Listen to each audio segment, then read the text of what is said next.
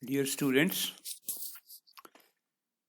I am Professor Akmal Laik from Pediatric Department, Akhtar Said Medical College. The topic for my lecture this morning is diarrhea, especially acute diarrhea in children.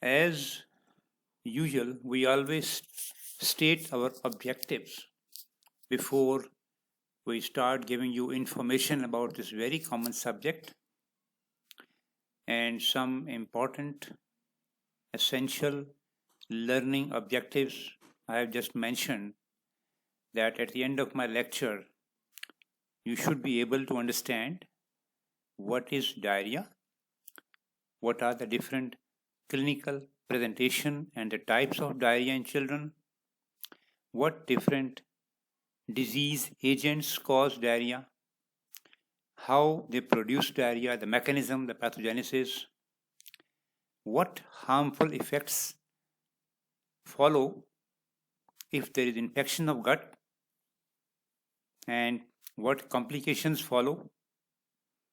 And the treatment of diarrhea has dramatically changed in the last half a century.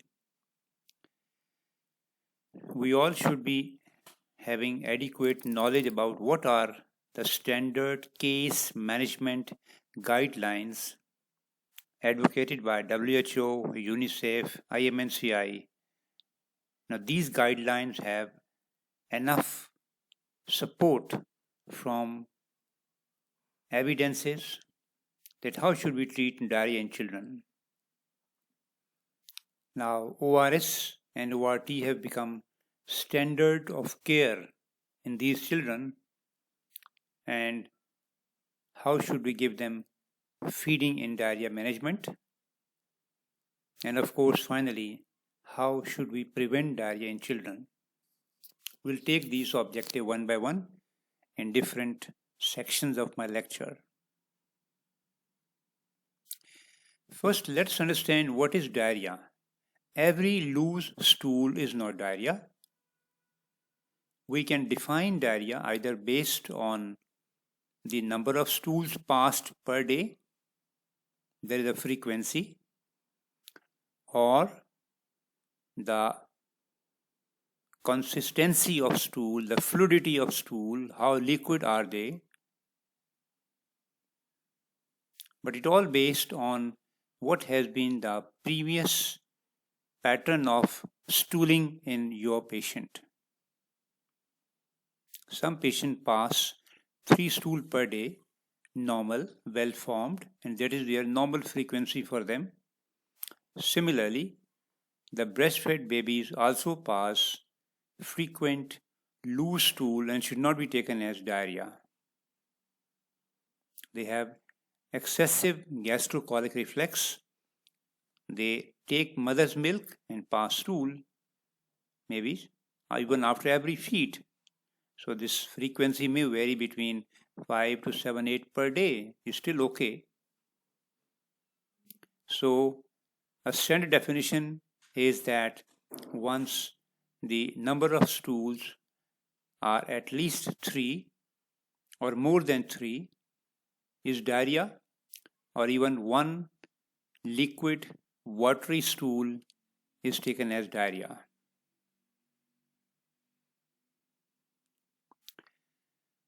We clinically see 3 different patterns of diarrhea, and that is how we describe them. The important types include acute watery diarrhea, in which passage of loose watery stool are lasting for 2 weeks and they settle down within a period of 14 days. Another common type is bloody diarrhea, in which there is passage of blood and mucus in the stool. The stools are watery, frequent, is called dysentery. Or once the passage of loose stool or diarrhea continues and persists more than 14 days is called persistent diarrhea. If it follows gut infection or if it has non-infective cause, say malabsorption, say cystic fibrosis, say carbohydrate, another malabsorption, or milk protein allergy, we call it as chronic diarrhea. In this lecture, we will be discussing mostly about acute diarrhea, either watery or bloody diarrhea. We will take the subject of chronic diarrhea in our next topic. Now, question arises is that why patient passes loose stool? This is a very simple way to understand. Knowing from the knowledge of your physiology, you remember that the oral fluids intake and the gut secretion, they all are absorbed in the small as the large gut.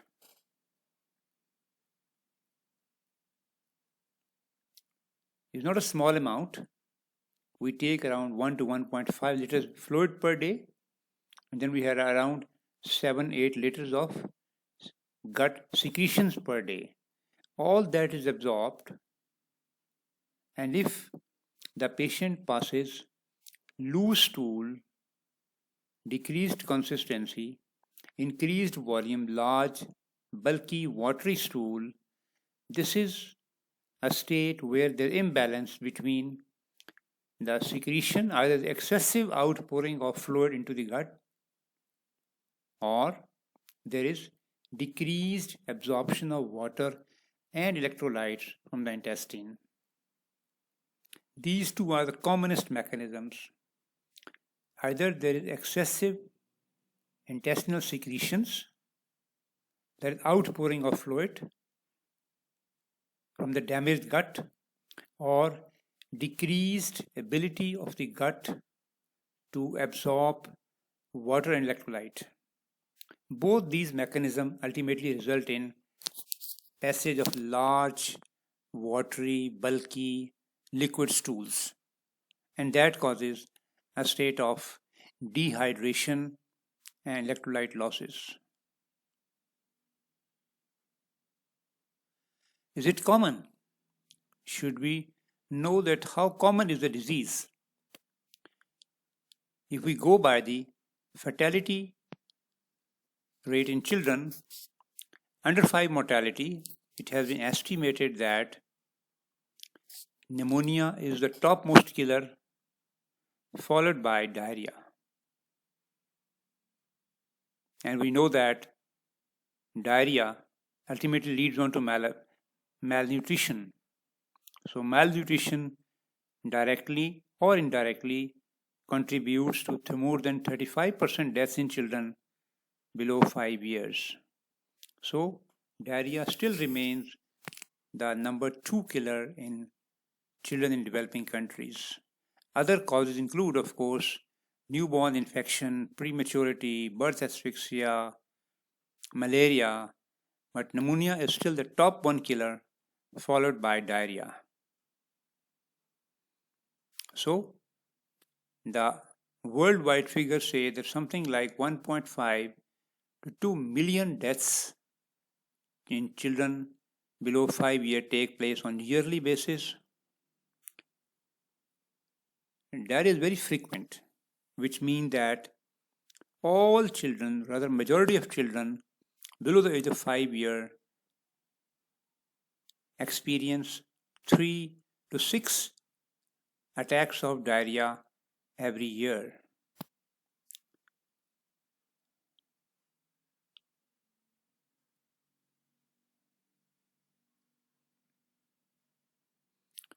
Now, what causes diarrhea?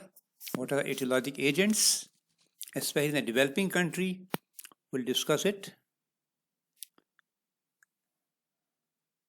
There can be small low-grade fever, mild, moderate vomiting, but main symptom remains passage of watery stools, may contain mucus. with a self-limiting disease within a couple of 5 to 7 days. The common organisms are rotavirus, especially in children below 2 years, and certain specific strains of E. coli like enterotoxigenic E. coli, Vibrio cholera, and other viruses like Norwalk viruses.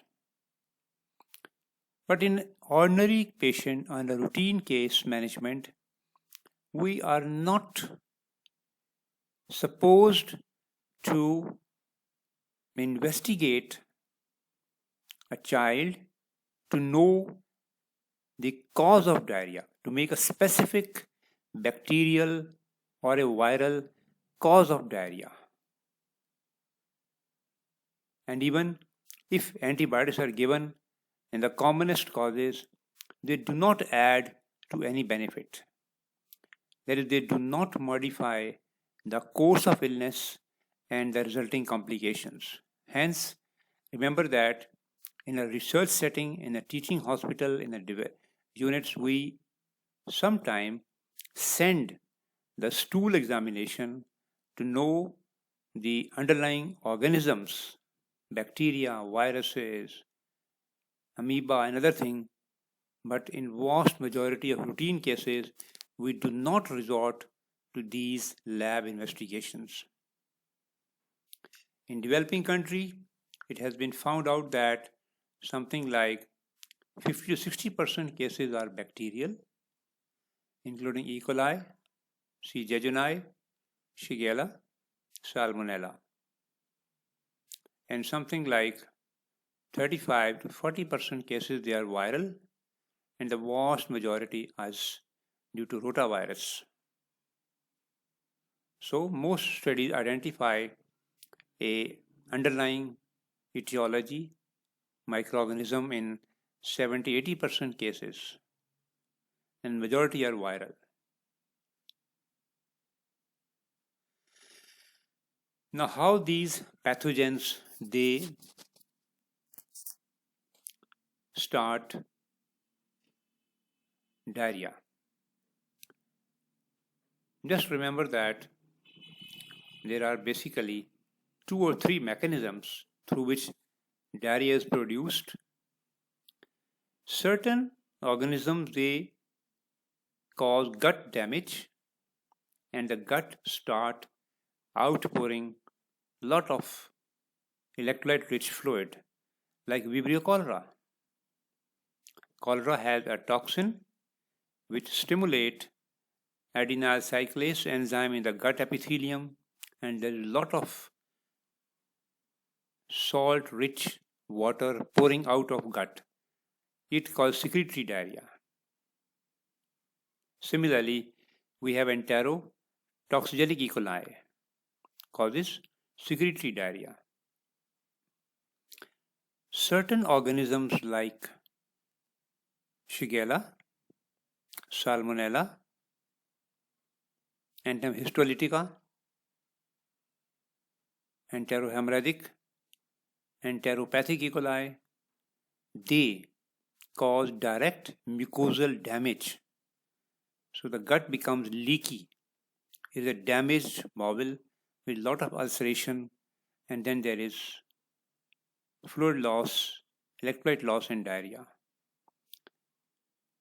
Vibrio, the rotavirus, it adheres itself to the lining of gut, in the small gut, and then there are changes in the gut. It is called a cytopathic effect. Although under light microscope it appears normal, but at a biochemical and cellular level there is damage to the enzymes required for carbohydrate malabsorption, and there is a lot of outpouring of fluid. Due to cytopathic effect, there is malabsorption of carbohydrates and there is watery diarrhea. Giardia lamblia, also important organism, it causes a lot of malabsorption in the large gut. And histolytica again causes mucosal invasion of the large gut and fluid losses. So most of them have a different mechanism and which we should understand. But remember one organism, and that is rotavirus. Rotavirus is the most common virus involved in diarrhea in children. It produces a self-limiting diarrhea within 5 to 7 days, maximally up to 14 days. There is outpouring of fluid causing dehydration and electrolyte losses. A watery diarrhea follows. There is a prodrome of mild fever with some vomiting, with some flu, but then patients start passing watery stools 5, 7, 8, 10 per day, which last for a week to 10 days, and then patient recovers. This virus definitely is shown to have a fecal oral route. That is, from infected person, virus particles are shed.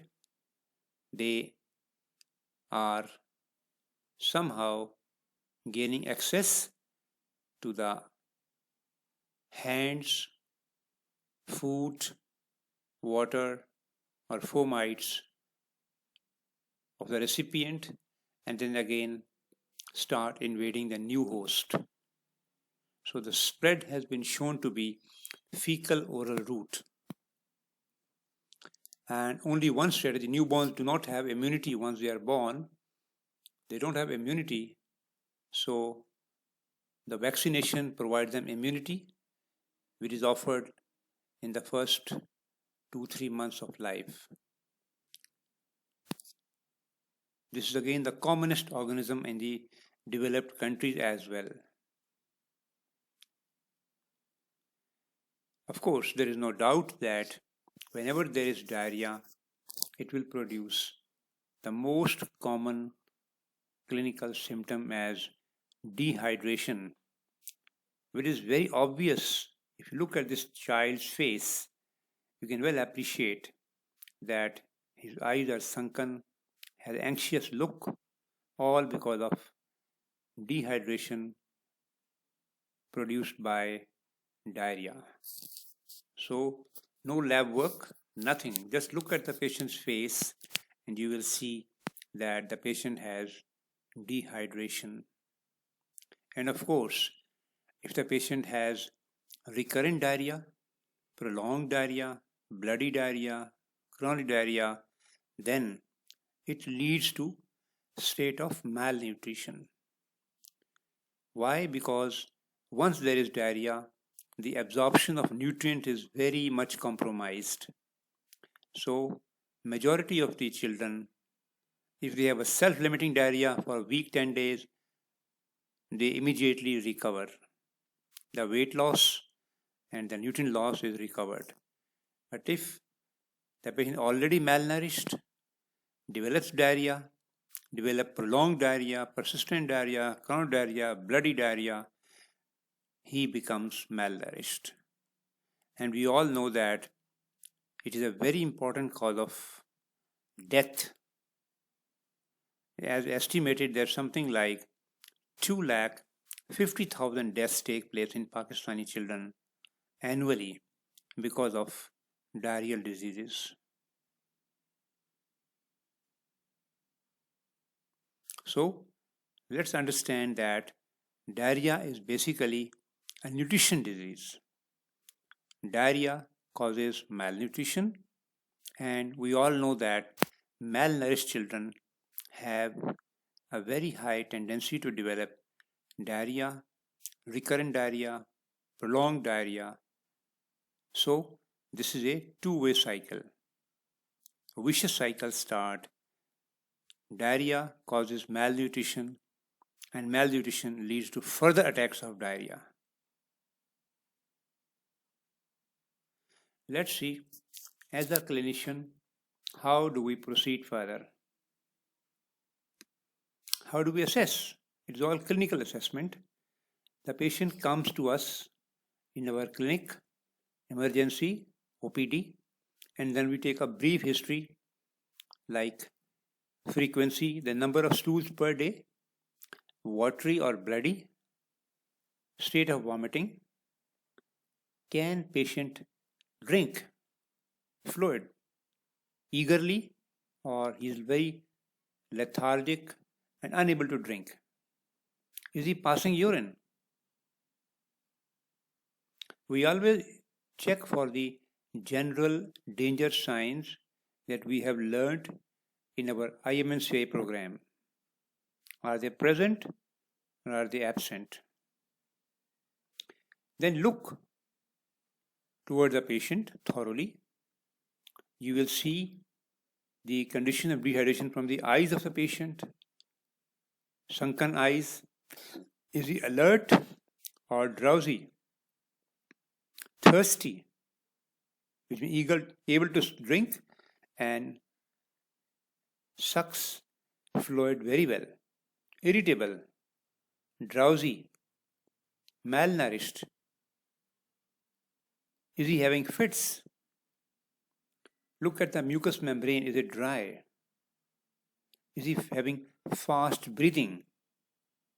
It can be due to associated pneumonia or dehydration, acidosis. They start having fast breathing. Then you feel with your own hands the skin elasticity. You pinch the skin of the abdominal wall and see elastic recoil. Look for the pulses, palpable, strong, weak, and the state of Fontenelle, and then you weigh the patient and plot. Is it normal for his age? A low weight for age. The very simple, specific, and brief but very useful assessment of any child coming to us with diarrhea and dehydration. I have shown all the clinical signs you should look for in a patient, starting from head to toes. Look at the sunken fontanelle, sunken eyes, tearless. Patient is conscious or drowsy or comatose, irritable. The mouth for any signs of dryness of mucous membrane, having from the peripheral pulses, are they palpable with reduced capillary refill, having marked tachycardia, tachypnea. In the abdominal wall, look for the signs of reduced skin elasticity by making a pinch.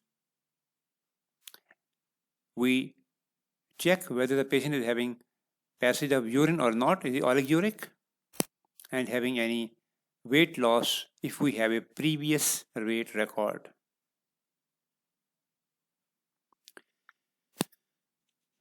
We follow very simple treatment plans.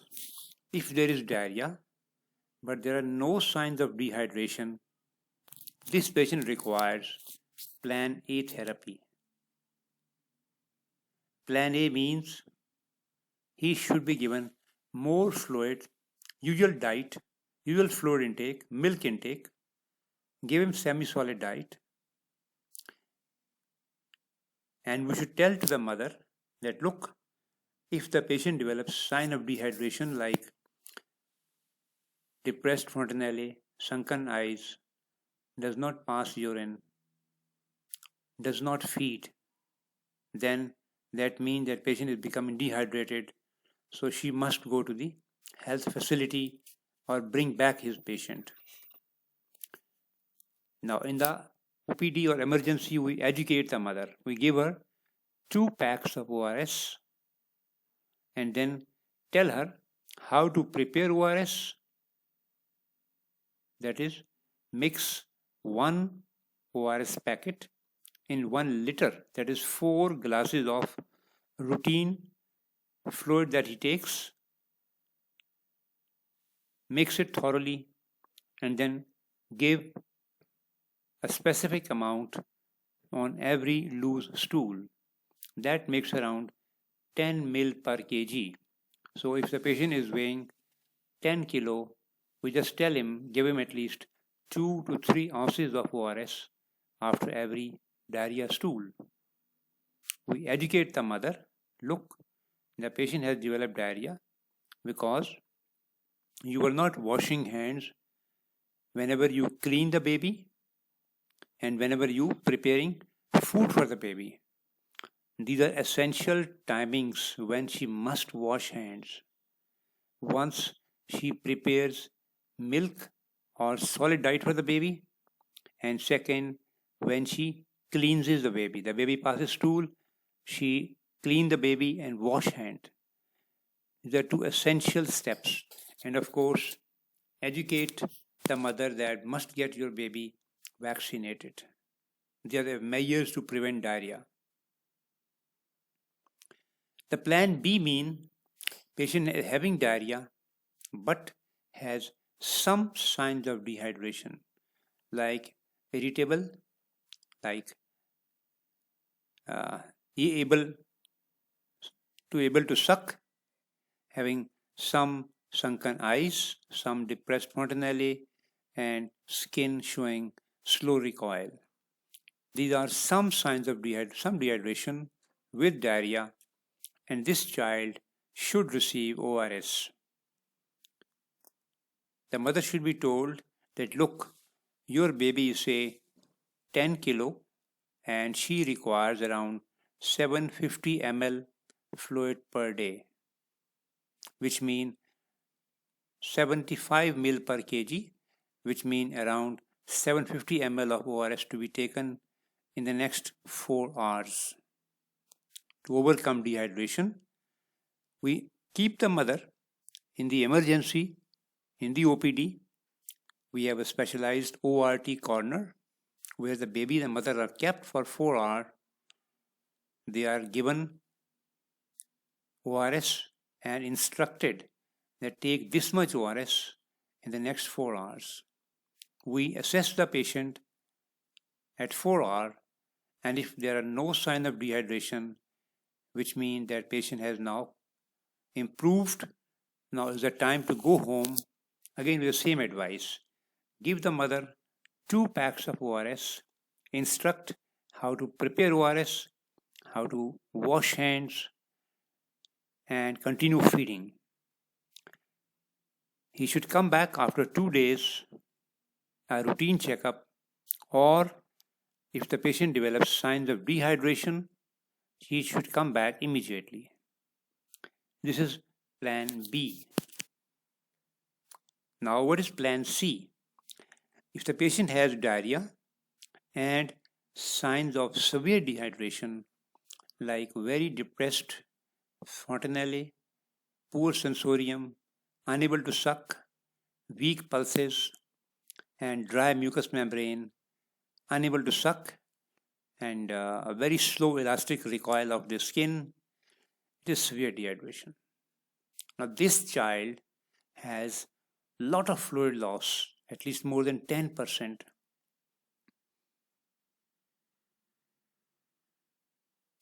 So, this child should receive IV Ringer lactate. It is the best solution to be given in these situations. Ringer lactate is available and can be given intravenously at all places where there are doctors trained in pediatric setup. If situation is that IV line cannot be inserted, then the immediate remedy would be pass an nasogastric tube and start giving this child ORS, and his life can be saved, and then patient can be shifted to the nearest health facility. The amount of Ringer lactate is age specific and the duration. If the age is less than 1 year, around 100 ml per kg or Ringer lactate is given over 6 hours. And if his age is more than 1 year, 1 to 5 years, this child requires 100 ml per kg ringer lactate over the next 3 hours. After completion of the IV therapy, the doctor should again come and assess. Assess what? If there are signs of dehydration, which means that patient continues to pass lot of stools, even in this 6 hour, he should continue IV fluids till he is not dehydrated. If the baby needs feeding, continue breastfeeding, it should not be stopped. If the patient can take it. Otherwise, if the patient is drowsy, lethargic, we withhold milk feeding for 4 hours, 6 hours, and then try to complete the fluid losses, correct the dehydration, and then start offering milk. Once the diarrhea, IV fluid is given, we continue with the oral rehydration maintenance and ongoing losses. That is something like 10 ml per kg ORS can be given for every loose stool. We have a 10 kilo baby, so he passes a watery stool, he requires around 100 ml per kg ORS to replace losses in every stool. Again, the standard teaching is that do not investigate. There is no justification to take a stool examination, routine examination, culture examination in a standard patient management, whether patient is managed in the community or in hospital setting, because it does not add to any benefit for the patient. Do not investigate in a routine patient of diarrhea.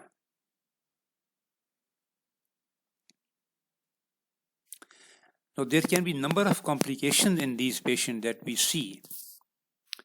The commonest complications are dehydration, that is fluid losses, and electrolyte losses. Common ones are sodium loss, hyponatremia, potassium hypokalemia, chloride hypochlorhydria, and loss of bicarb causing acidosis, metabolic acidosis. So along with water, fluids are also lost with multiple electrolyte deficits. Most children have metabolic acidosis if you do the blood gas, but that is not required. Once we use ORS, ORS contains either trisodium citrate or bicarb. That will correct acidosis. Similarly, once we give them fluid, the metabolic acidosis corrects itself. Very rarely we have to use intravenous bicarb to replace them. Hypokalemia, because of so much potassium loss in the gut, and the serum potassium level is frequently below 3 in some cases. It causes very weakness of muscle, abdominal distension, and sometimes complete weakness of the muscle, and you look like that patient has developed acute flaccid paralysis. He cannot hold the neck, he cannot sit, and looks very pathetic, especially the malnourished children. Again, the treatment is you replace them with ORS. There is a lot of potassium, enough potassium in the ORS, and sometimes we use IV fluid to replace it. Some children develop hypernatremia, sodium level going above 150 millimole per liter. These patients are the ones in which either ORS has been wrongly prepared. Mothers have been giving ORS, which is very concentrated, like mixing one pack in half liter, or some mothers, they are fond of making homemade ORS, and that has a chance of error. So if you get patient with features of irritability, thirsty, fits, fever, you always think that patient may have hypernatremia. So in that case, if the serum sodium level comes above 150, you need to be very, very careful, because this is a very important condition. It causes convulsions and a lot of brain damage. So these patients should be different IV fluids are to be given, and not like a standard ORS. Some children, they develop abdominal distension with absent bowel sound. This is called post-diarrheal ileus. We do not feed them, but we immediately stop feeding. We pass an nasogastric tube and remove the stomach fluid. We give them IV fluid. This post-diarrheal ileus is a result of hypokalemia, certain drugs like opioids, like Imodium, which is not indicated in children, like sepsis, or like malnourished babies, they develop post-diarrheal ileus. Some children, they continue passing loose watery stool beyond 10-14 days. We think that they may be having a complication called lactose malabsorption because of the lactase deficiency, because there is diarrhea causing damage to the gut, and the enzyme called lactase, which is present in the brush border of the small gut, is lost in the gut. So they do not absorb lactose and they develop osmotic diarrhea. In that case, we have to use a yogurt, or give them a dilute milk formula, or sometimes we use a lactose-free formula, and sometimes with a soya formula. But then we have to confirm it by stool examination. Some children, they come to us with convulsions with multiple causes, like hypoglycemia, especially malnourished baby get it, febrile fits, hyponatremia, hypocalcemia, or meningitis. So that should be thoroughly searched. These patients require admission. Some patients develop edema. They are malnourished, very low albumin levels, and they may come to us with edema of the hands and feet. And sometimes patients are given too much fluid, too much ORS, causing overhydration, which should be treated accordingly. Now, coming to the management of diarrhea, there are 4-5 standard management steps. Of course, we know the prevention. We should know the principles of feeding these babies. We should know ORS salt and ORS therapy. We should know the benefit of zinc supplementation in these children, and very selective use in few cases having diarrhea, in which antibiotics are useful and beneficial. Now, why ORS? Sometimes even the doctors and the medical workers also are aware, also a bit want to know why ORS. Of course, we know that the deficit is only water and electrolytes. But once we study that at a cellular level, it has been found out by research scientists that sodium and water absorption can be enhanced significantly if we add glucose in the rehydrating fluid, which means that अगर हम glucose add कर देते हैं ORS fluid के अंदर, उससे absorption of sodium and water is enhanced multiple times.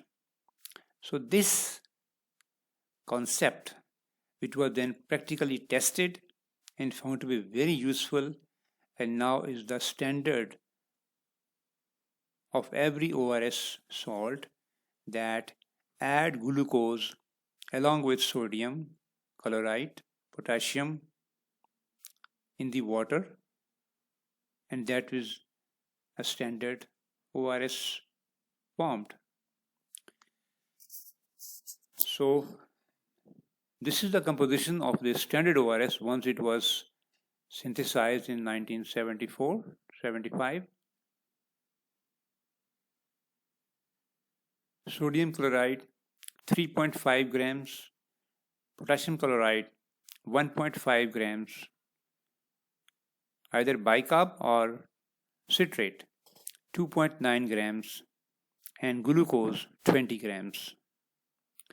You mix this salt powder in 1 liter of clean fluid, and that is our standard ORS. The osmolarity is around 280 millimole per liter, ideal for its absorption. Now this solution will deliver 90 millimole of sodium per liter, potassium 20 millimole per liter, chloride 80 millimole per liter, bicarb 10 millimole per liter, and the glucose 110 millimole per liter. So this is our standard ORS, which was synthesized around 70s and then continued. But then around 90s, various experiments were done to know that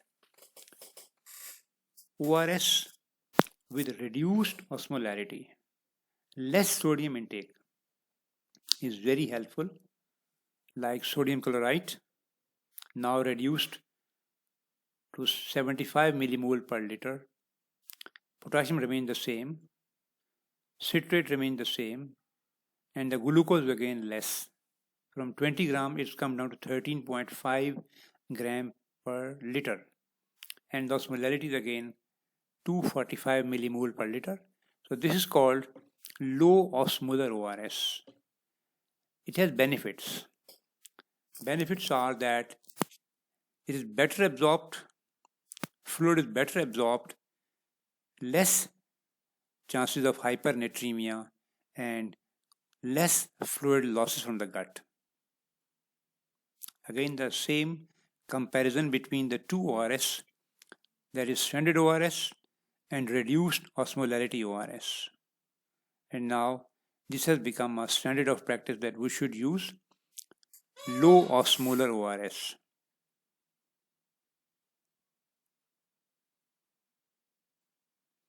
Now, how much fluid to be given for patient with dehydration? Now, this table gives you an idea as to the fluid for deficit therapy calculated for individual weight. That is below 5 kg, give them 200 to 400 ml for deficit therapy. Up till 1 year, between 400 to 600 ml per day. 600 ml in next 4 to 6 hours. And then again, it varies between age 1 to 2 year, 2 to 4 year, 5 to 14 year, and more than 14 years. Either you calculate according to the weight of the patient, and then you can ask parents to give this much amount in next 4 to 6 hours. This has been a very big achievement among the scientific circulars, that if we add in 1 liter of water a fistful of sugar, a pinch of salt, a jug of water, and some lemon, we can make a fluid that is the simplest remedy for a very common disorder in children causing so much morbidity and mortality, and the answer is very simple. Another big change in therapy has been the use of diarrhea. We have learned zinc as a very important micronutrient. It has a role in immunity, and zinc has been shown to improve the absorption of fluid from the gut. It reduces the stool frequency and the duration of diarrhea. And again, we know that zinc deficiency is very common in children under 5 years of age. So, all big institutions like WHO, UNICEF, IMNCI, they all support and recommend that zinc should be prescribed to children having diarrhea, especially in developing countries. So that is, in a nutshell, why zinc is recommended for the treatment of diarrhea. People have found that acute diarrhea, the 25% reduction in the duration of diarrhea, 29% reduction in the duration of persistent diarrhea, and 40% reduction in the treatment failure or death in persistent diarrhea. So diarrhea has become an essential part of diarrhea management in all types of diarrhea. We have already learned that you prescribe zinc and the damaged gut regenerates at a very faster rate. The absorption of water and electrolyte by the intestine is very much improved. There is increased level of enterocyte enzymes, enhanced immune response. So zinc is really beneficial on scientific grounds. So the recommendation are that if the child age is below 6 months, give him 10 milligram per day, and above 6 months, give him 20 milligram per day.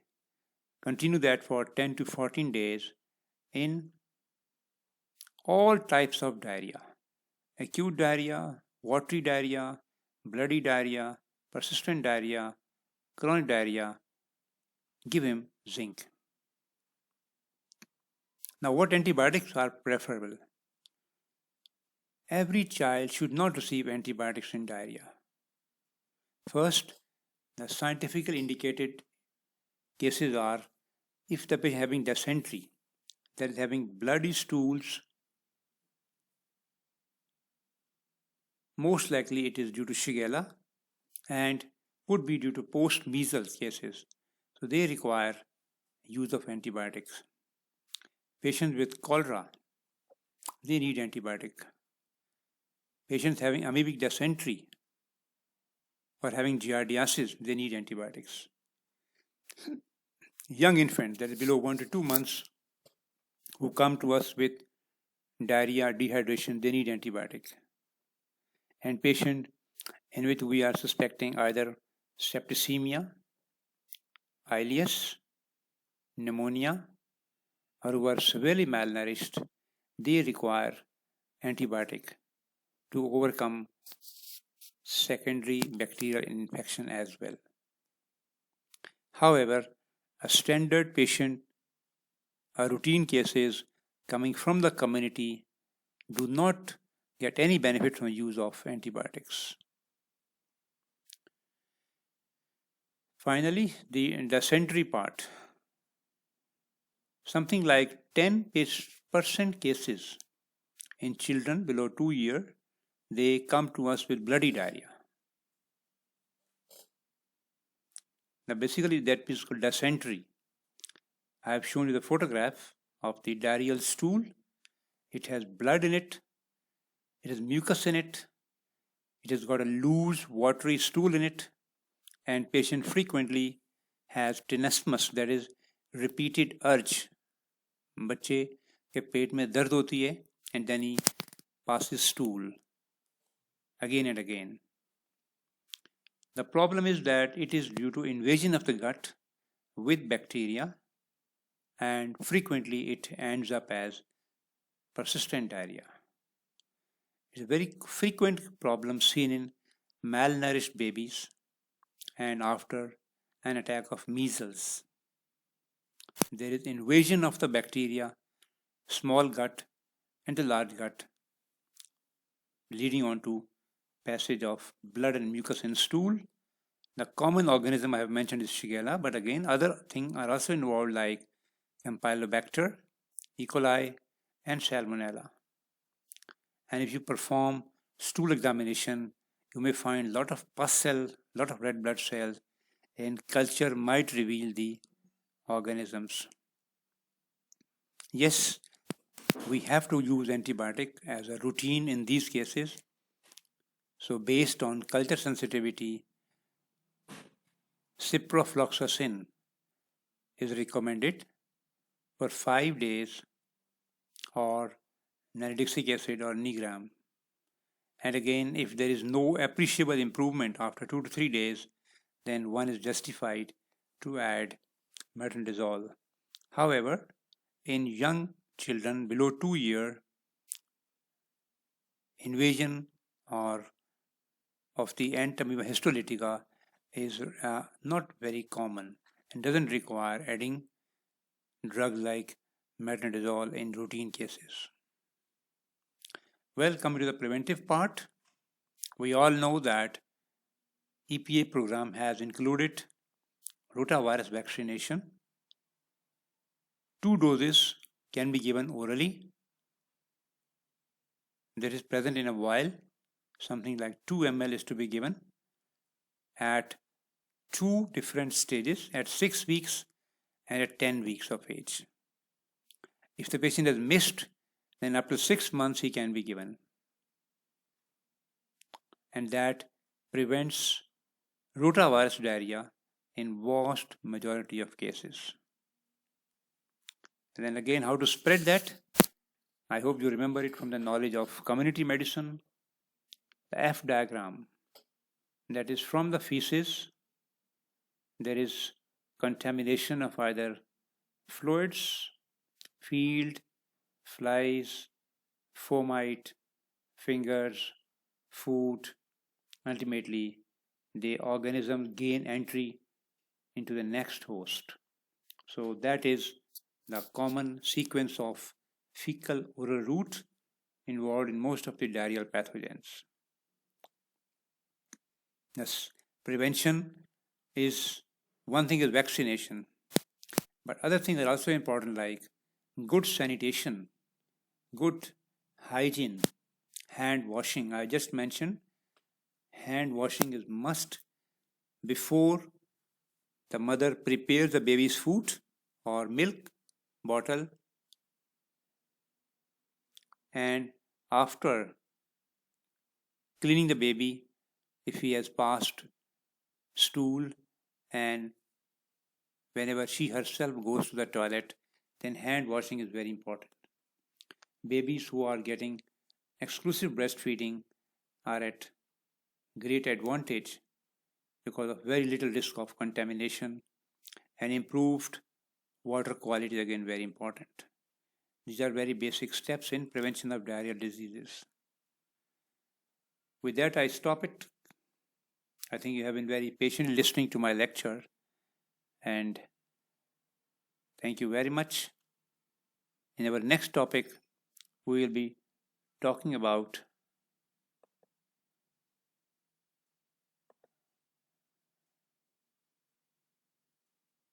our next topic, that is chronic diarrhea. Thank you very much.